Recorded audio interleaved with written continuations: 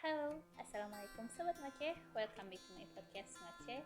Dan di episode kali ini gue akan kembali membacakan cerita yang sudah gue terima di project Ramadan tahun ini. Cerita satu ini sungguh sangat menginspirasi karena intinya kalau misalkan teman-teman punya cita-cita atau punya keinginan, teman-teman harus go for it totally gitu. Jangan pernah menyerah di tengah jalan dan selalu percaya bahwa apa yang kita impikan itu pasti bisa menjadi sebuah kenyataan di suatu hari nanti. Oke, ini dia podcast Ngoceh 30 hari project Ramadan dari kue dan dikasih Pak. Enjoy!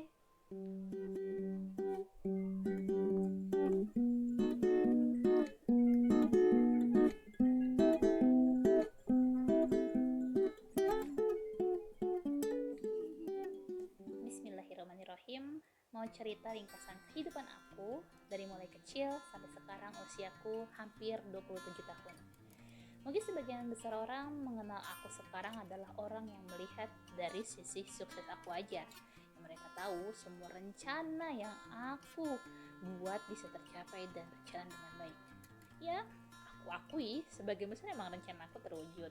Mulai dari juara kelas, masuk sekolah favorit, masuk PTN, jadi guru, mengajar di pedalaman, dan jadi guru tetap di sekolah negeri. Tapi, tahukah kamu kalau aku pernah hampir putus sekolah? Tahukah kamu kalau aku pernah belajar tanpa listrik berbulan-bulan karena keluarga aku nggak sanggup bayar listrik? Tahukah kamu aku pernah dihantui rasa takut karena melindungi orang yang aku sayang? Tidak ada yang tahu, bukan? Oke, kita masuk dari mulai pendidikan.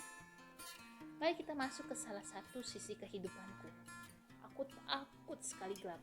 Saking takutnya, kamar aku tidak pernah dipadamkan lampunya jika sudah waktunya tidur. Kalau lampu mati, aku akan tiba-tiba bangun. Tapi, suatu ketika, aku harus menerima kabar bahwa listrik rumahku harus dicabut. Dan aku harus membayangkan belajar dengan kondisi gelap gulita. Listrik itu dicabut karena aku sudah menunggak bayar listrik selama 3 bulan. Yang terbayang-bayang betapa menyeramkannya malam-malam yang akan aku lalui. Tapi aku bisa berbuat apa?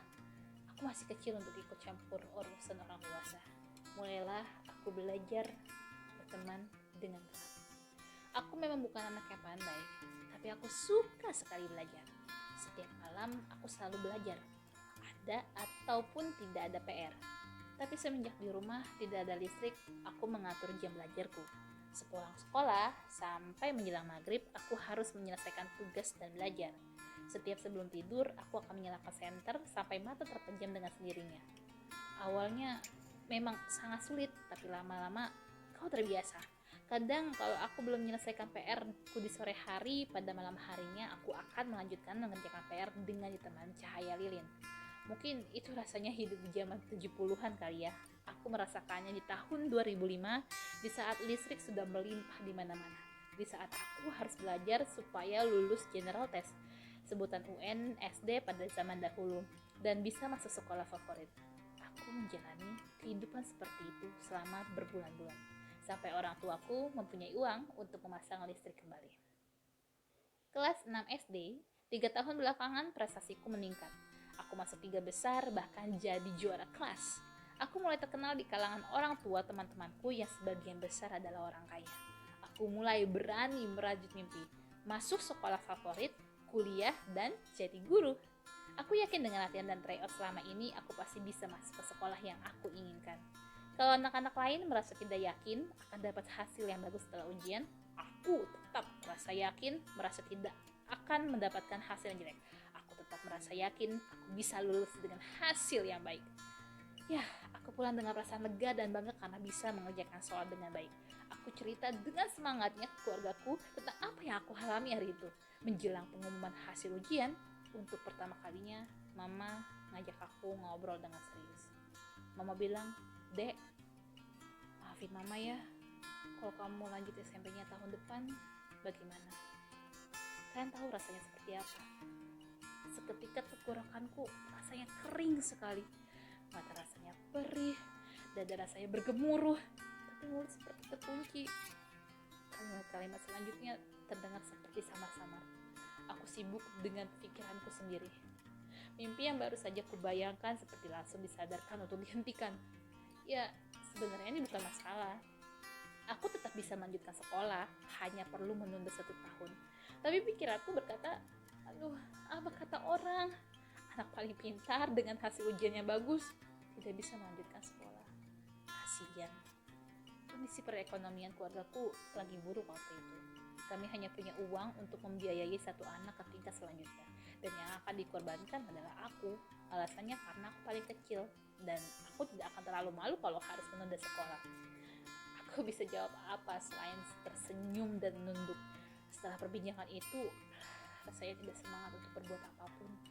Tiap menitnya aku berusaha dewasa memberikan pengertian ke diri sendiri kalau apa yang mama bilang itu hal yang benar dan keputusan yang terbaik untuk keluarga kami. Aku berusaha ceria kembali. Tapi setiap ada orang bertanya, "Dek, kamu mau SMP di mana?" Rasanya seperti ada yang ngilu di jantungku. Biasanya mama yang akan menjelaskan kalau mama berencana menunda sekolahku karena masalah dana. Suatu hari datanglah ibu dari salah seorang temanku di sekolah yang sekarang sudah almarhumah, mohon dosanya ya, ke rumah. Aku bisa sekolah.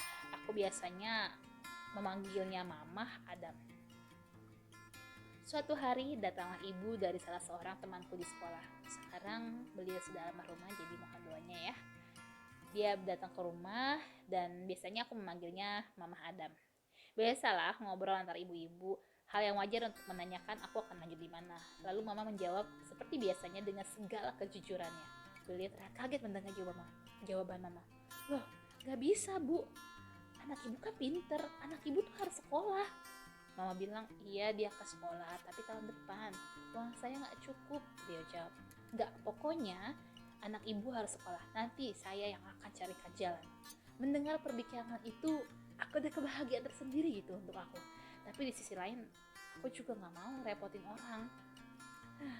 Aku juga gak mau membuat orang tua aku malu karena tidak sanggup menyekolahkan anaknya.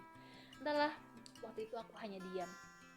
Ketika pendaftaran sekolah, Mama Adam memaksa Mama untuk tetap mendaftarkan di SMP favorit yang aku inginkan. Alhamdulillahnya, secara nilaiku memang aman untuk masuk di sana.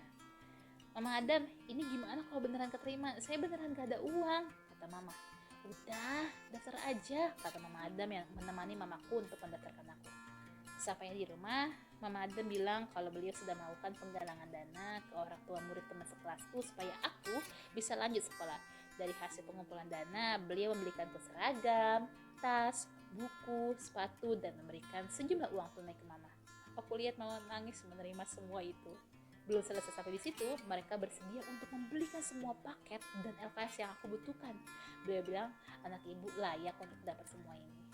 Sejak saat itu, aku janji gak akan mengecewakan semua orang yang sudah membantu aku. Dan bantuan itu cukup untuk pulangku selama 1 tahun. Alhamdulillah, kelas 2 SMP aku dapat beasiswa dari sebuah yayasan dengan syarat tinggal di asrama, mengikuti kegiatan asrama dan tetap harus berprestasi di sekolah. Kehidupanku di asrama cukup menyenangkan karena untuk pertama kalinya aku hidup berkumpul dengan orang-orang asing yang sangat pintar dari berbagai SMP favorit di Jakarta. Di asrama kami tidak hanya makan tidur, kami harus bangun jam 3 pagi untuk ibadah sampai subuh, kemudian piket dan siap-siap berangkat ke sekolah masing-masing. Sepulang sekolah, kami hanya beristirahat tidak sampai 2 jam, kemudian harus belajar lagi dengan guru yang sudah disediakan dari asrama. Kegiatan itu berlangsung sampai 7 jam 10 malam. Malam hari kami hanya diberi waktu 1 jam untuk menyelesaikan PR sekolah. Jam 11 harus sudah tidur dan bangun kembali pukul 3 pagi. Begitu seterusnya setiap hari. Kami dituntut tidak hanya berprestasi di sekolah, tapi juga di asrama. Di asrama itu ada rapot untuk bulanan untuk siswanya. Sejujurnya, kehidupannya seperti itu cukup menantang dan membuat agak tertekan. Kenapa? Karena materi yang kami peroleh di asrama dan sekolah sering berbeda. Semua terasa seperti kami harus sekolah 2 kali dalam 1 waktu. Ketika mengingat itu, di waktu sekarang aku kagum dengan diriku dan semua peserta yang bertahan di asrama itu. Anak belasan tahun dari keluarga sederhana harus hidup disiplin dan tetap berprestasi. Kadang karena terlalu lelah dengan kegiatan asrama, aku tertidur di kelas. Bahkan ketika demam, aku pura-pura tidak merasakannya karena tidak ingin ketinggalan proses pembelajaran. Sampai suatu hari, aku tidak bisa terbangun dari tempat tidur. Sekeliling asapnya panas dan besi pinggiran tempat tidur terasa dingin seperti es. Ternyata badanku sudah tidak kuat menahan.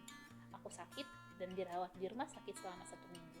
Itu adalah untuk kali pertamanya aku ketinggalan begitu banyak pelajaran.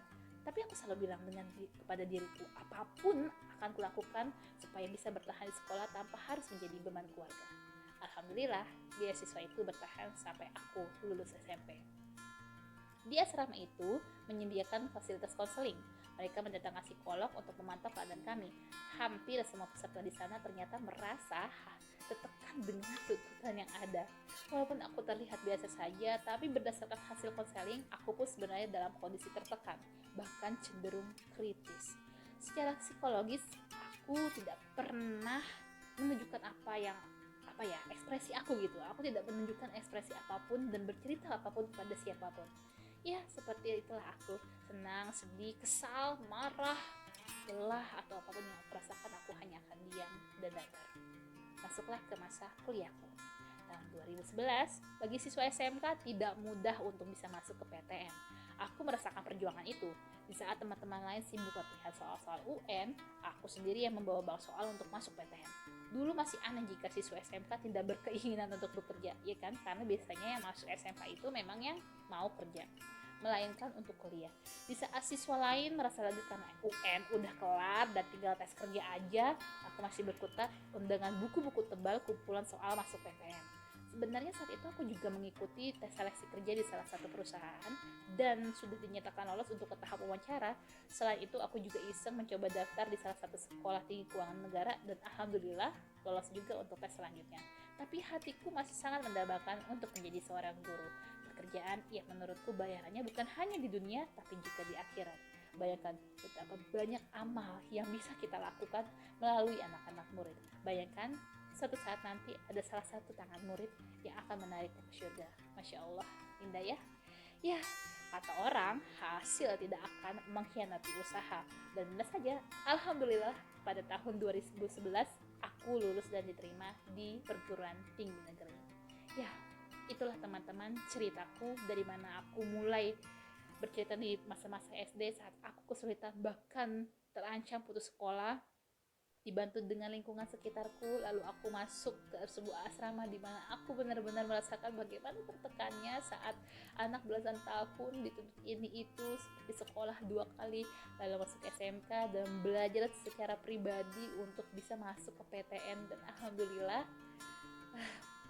sekarang aku sudah dinyatakan lulus dari PTN tersebut. Bahkan sekarang aku sudah terpilih menjadi salah satu guru tetap di sebuah SMK negeri di Jakarta. Begitu panjangnya ceritaku untuk bisa menggapai mimpiku. Jadi ya, itulah ceritaku, semoga bisa menginspirasi. Terima kasih. Wassalamualaikum.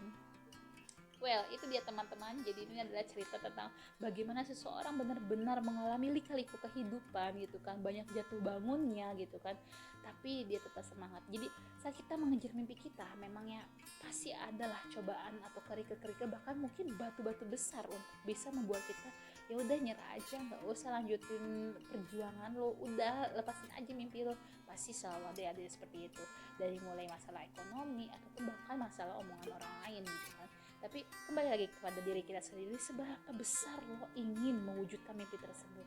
Kalau memang mimpi itu akan membawa kebaikan untuk diri lo, bahkan lebih luasnya lagi kepada orang lain, maka ya go for it. Apapun yang terjadi, jangan pernah terbuai dengan cobaan-cobaan yang diberikan oleh Allah, karena bisa jadi Allah menjadikan cobaan itu untuk mengetahui seberapa besar atau seberapa gigih atau seberapa tinggi daya juang lo untuk bisa dititipkan amanah yang lebih baik atau untuk bisa dikabulkan mimpinya oleh Allah. Kayak wah, kalau kamu mau dikasih ini nih, kamu harus lulus ujian ini nih, coba ya aku kasih ujian ini, kamu lulus gak? Kalau ternyata lulus, ya aku kasih deh apa yang kamu mau. Bisa jadi kan seperti itu yang direncanakan oleh Allah. Ya, itulah salah satu cerita yang lagi-lagi menginspirasi kita semua, termasuk gue ya. Saat baca ini benar-benar merinding. Gimana ya rasanya waktu masih kecil gitu kan, masih belajar dalam sebuah kegelapan gitu, dan gimana ya rasanya kalau misalkan terancam putus sekolah. Alhamdulillah sih gue belum pernah merasakan itu gitu kan, alhamdulillah masih diberi kecukupan sama Allah. Dan ya itulah, saat kita mendengarkan cerita orang lain, kita akan belajar untuk bersyukur bahwasannya bukanlah kita orang yang paling menderita di hidup ini. right?